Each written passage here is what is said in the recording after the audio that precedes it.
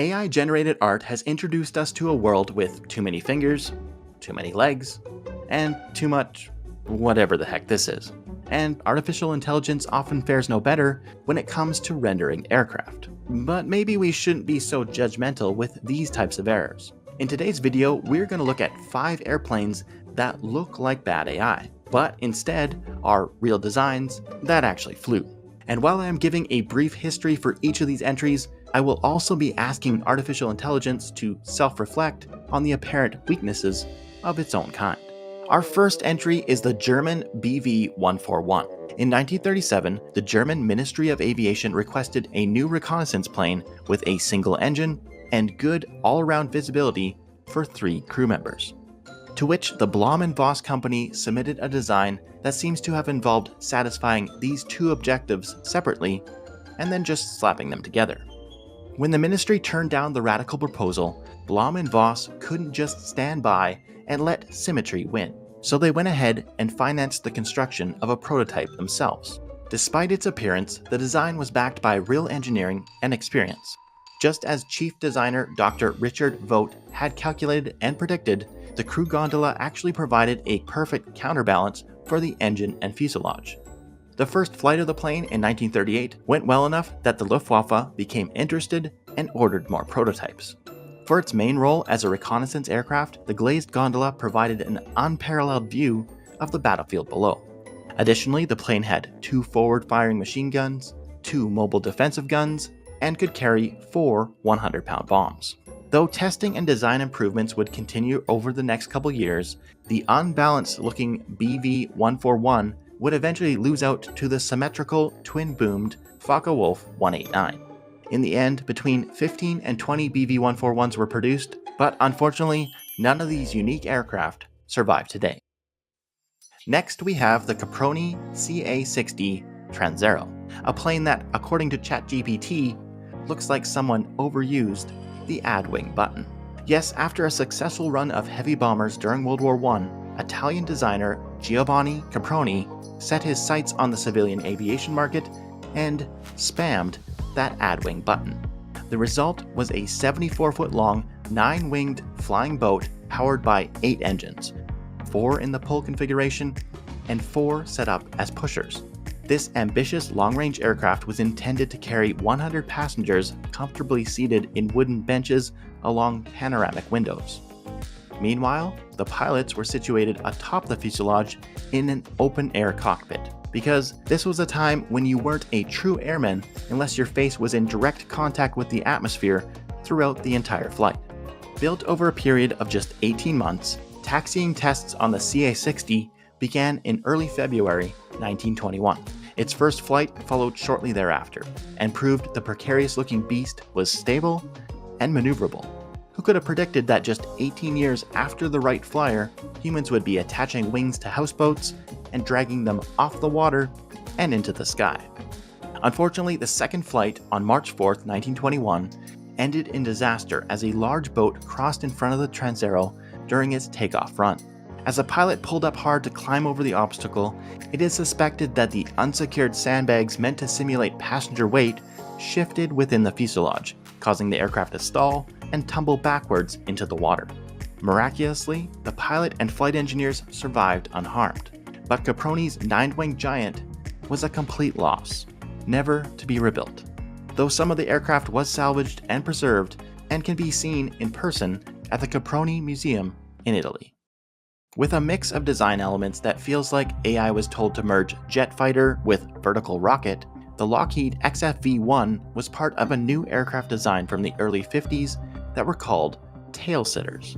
The intention was to eliminate the need for runways, as these vertical takeoff fighters could be placed on the backs of ships or even spread out among high-value targets on the ground. In the event of a bomber attack, they would then quickly and easily be able to rise up and meet the enemy.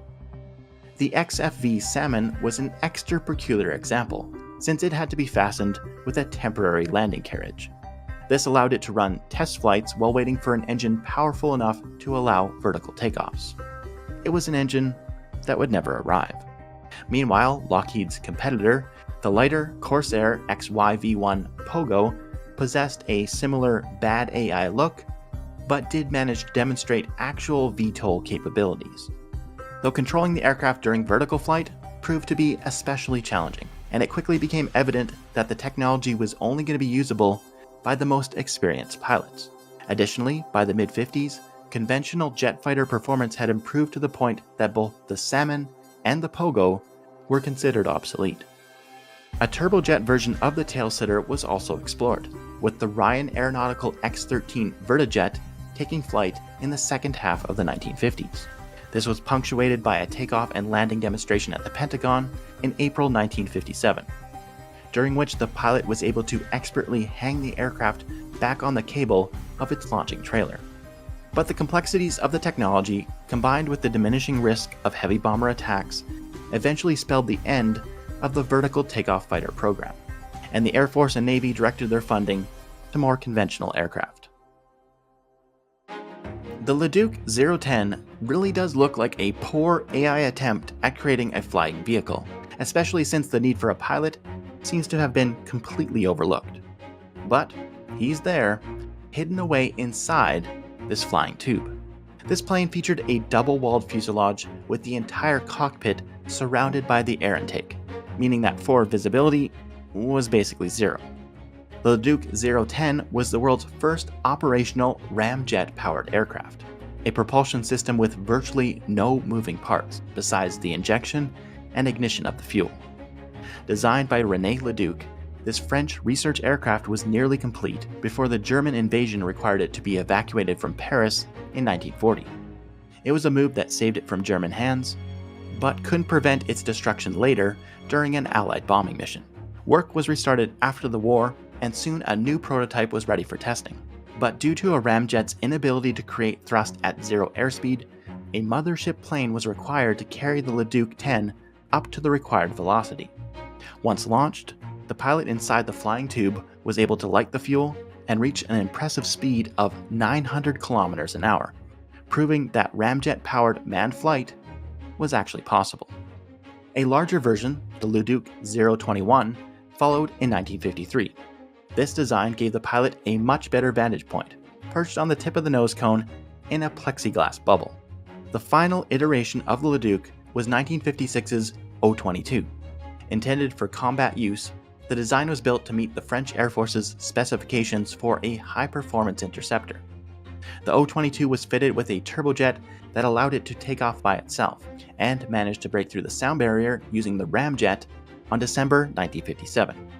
René Leduc was confident that this version of his plane was capable of Mach 2, but the flight testing contract was cancelled in 1958. For some reason, the Air Force was more interested in the Dassault Mirage 3. At the time of its first flight in 1933, the Soviet Kalinin K-7 was the largest land-based aircraft in the world. And honestly, everything about this plane seems to be hilariously oversized. From the giant pontoons that held the fixed landing gear to the 4,800 square foot elliptical wing that could accommodate cargo or passengers. As seen in this K-7 mock-up, the wing was 7 feet thick and capable of holding up to 120 people in its civilian configuration. For military purposes, the K-7 would have been a flying fortress almost 3 years before the first flight of the B-17. Along with 21,000 pounds of bombs, the plane was to be armed with 8 20mm autocannons and 8 machine guns. Of course, by the 1930s, aviation culture had advanced to the point that only the gunners were required to ride while hanging halfway out of the aircraft. The focus on making a plane large enough to hopefully impress the rest of the world meant the Soviet K-7 ended up underpowered and under-engineered. Its 7 engines only managed to get it up to a cruising speed of 180 kilometers an hour. Meanwhile, serious vibration issues plagued the plane. On its 8th test flight in November 1933, the structural failure of one of the tail booms of the only prototype caused a crash that killed 15 people and ended the project. I hope you enjoyed this short list of some old aircraft that look like they were designed by bad AI. Is there any you would add to this list? Let me know in the comments, or join my Discord and post in my video suggestions channel. My name is Sledge. Thanks for watching.